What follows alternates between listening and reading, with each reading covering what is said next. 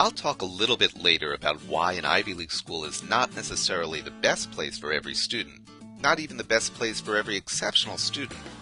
But first, let's talk about what the basic steps are if you do want to fit the Ivy mold, and to be the kind of student that an Ivy admissions officer is just dying to admit. Great grades and great SAT scores is certainly the first step. Since you need to meet a certain academic index threshold to even be considered, you really do have to deliver great scores. While nobody really likes the SAT, it is a fact of life, and truthfully, it makes the admissions officer's job easier by being able to rule out a student whose scores just don't meet a certain threshold. And if you happen to be a great student who has a hard time with the SAT, your choices are either to get a great SAT tutor. The students I tutor raise their scores by 300 points on average with my condensed 5-hour tutoring program.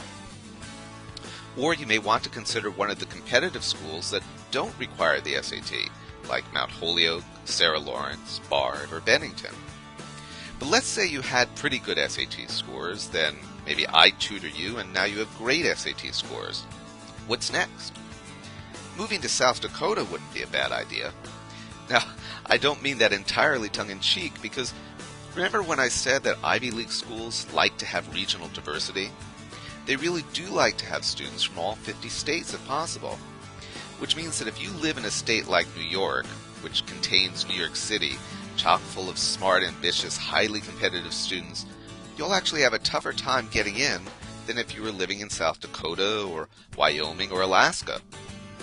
You'll still need to meet a certain SAT threshold, but you can probably get by on a little bit less because you are already attractive to an admissions office because you fulfill their need for those South Dakota kids. And that really is the key to winning the admissions game. A student needs to brand themselves, yes, like you would brand a car or a tube of toothpaste, as a unique, recognizable, desirable entity. That South Dakota kid is one kind of a brand. The world champion surfer kid is another brand. Or maybe the kid who converted to Buddhism, spent a summer in a Tibetan monastery, and organized a world peace march that raised $100,000.